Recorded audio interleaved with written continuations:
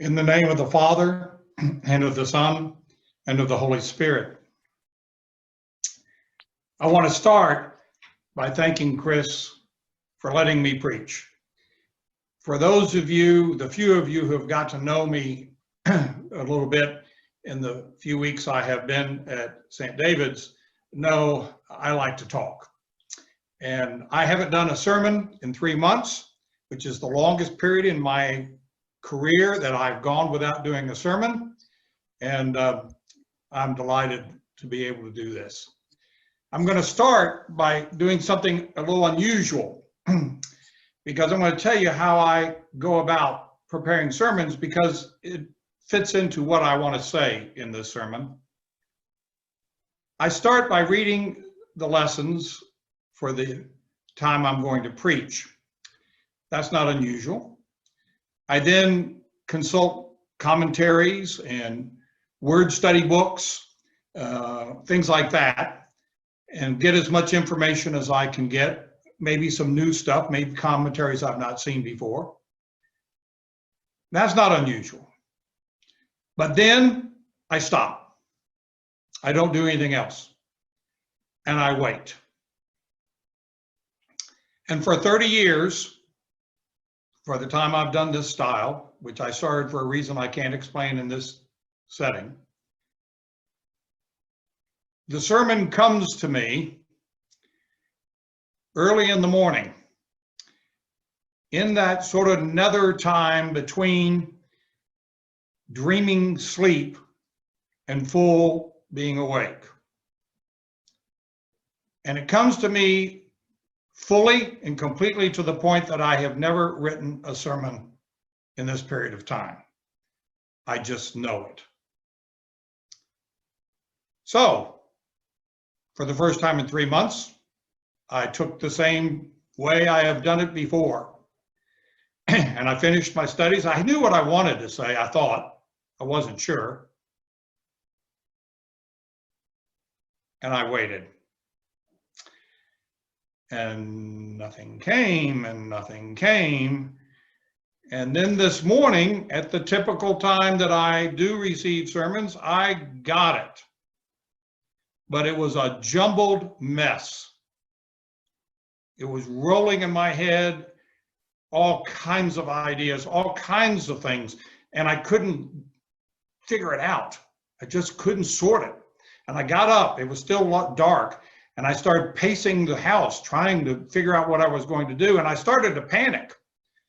I really did. I'd never had this happen before. And it got worse and worse. I discovered some years ago that when I get to a point of stress and panic, the best thing for me to do is to sit down and stop and say to God, I'm done. I don't know where to go. I don't know what to do. I've done all I can do. I don't know anymore. I give up. And in the darkness of my living room, deep inside me, from way back in my past, came a refrain, a surprising one, actually. How many of you all remember the rock opera Jesus Christ Superstar back from the 70s? Well, there was a song, or an aria if you want, being an opera, that was sung by the disciples at the time that the play gets into the Last Supper. And the refrain that keeps going back and forth is, "What's the buzz? Tell me what's happening. What's the buzz? Tell me what's happening." And I knew what I needed to preach on. Because 2,000 years ago or so, Jesus and a group of his friends, some men and women who had been following him for either a year or 3 years, whichever gospel you appeal to, were in Jerusalem.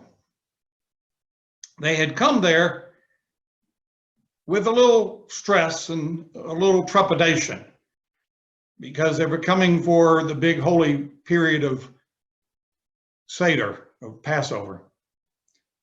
But they also knew that there was problems. They also knew that they were facing opposition from the leadership. And so they came with some real wonderment, I think. At least the disciples did. But Sunday, as they entered, he was accepted by the people.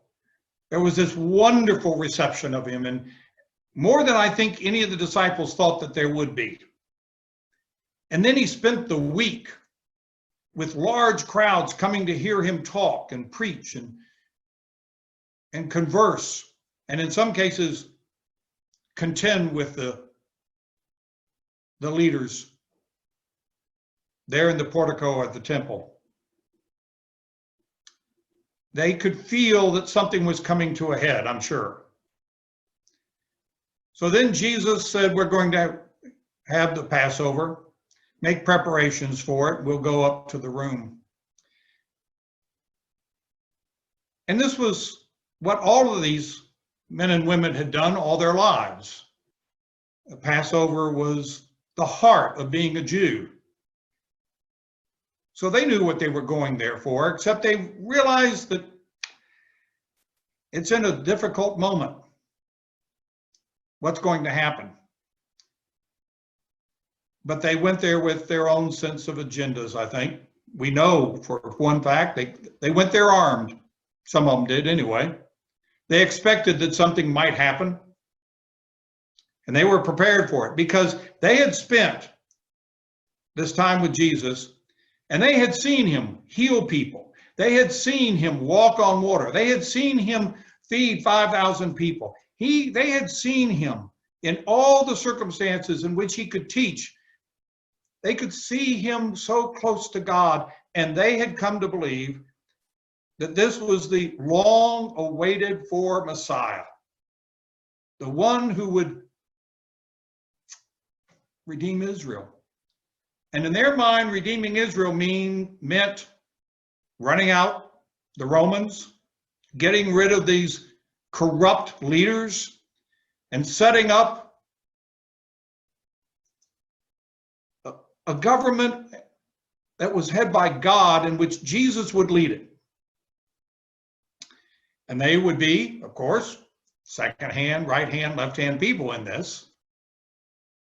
And so if something was going to happen, they were prepared.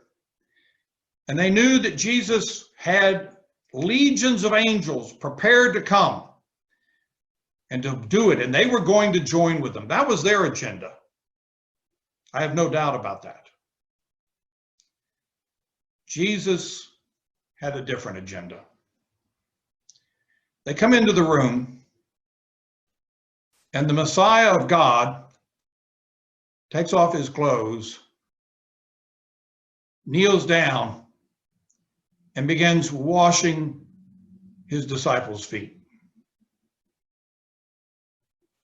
What's the buzz? Tell me what's happening. What's the buzz? Tell me what's happening. No. This is not right. Peter gets really upset. No. You can't do this. This is not right. Jesus says, I'm going to do it. I'm going to do it. And he finishes the job. And he sits down and he says to them, do you know what this is about? No, they don't. They don't understand at all. This is not going the way they expected. This is not what it was supposed to be. He starts talking about being betrayed. He starts talking about things are going to get bad. I'm going to be leaving you. What? What's the buzz? What's the buzz? What? What's going to happen? Are you? No, that can't be it. That's not the way it's going to be.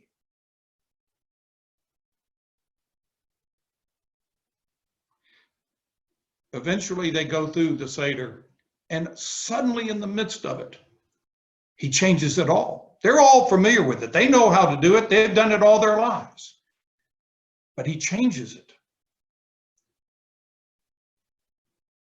What?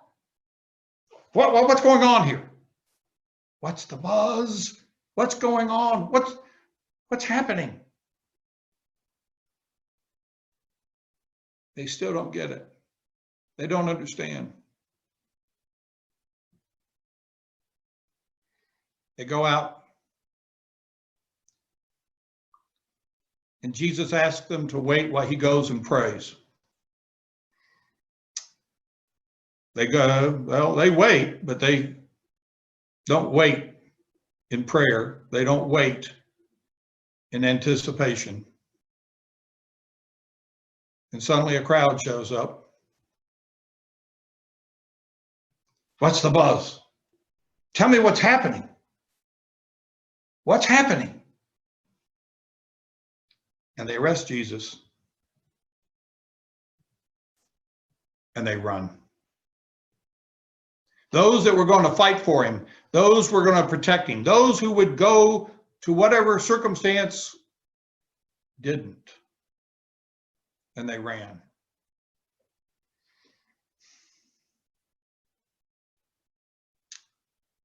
That's because Jesus' agenda was different than what they expected. The fact of the matter is, God was about to turn the world upside down. And this was the start of it. Everything that anyone had expected, anything that they were familiar with, anything that they thought they knew was going to be the way it was going to go, no, that's not what God was going to do. It was all going to be different and new. And at the beginning, at the very beginning of this, the disciples couldn't get it. They didn't know what was happening. What is going on? The next day, it got worse. I mean, really worse. And they did not know what had happened.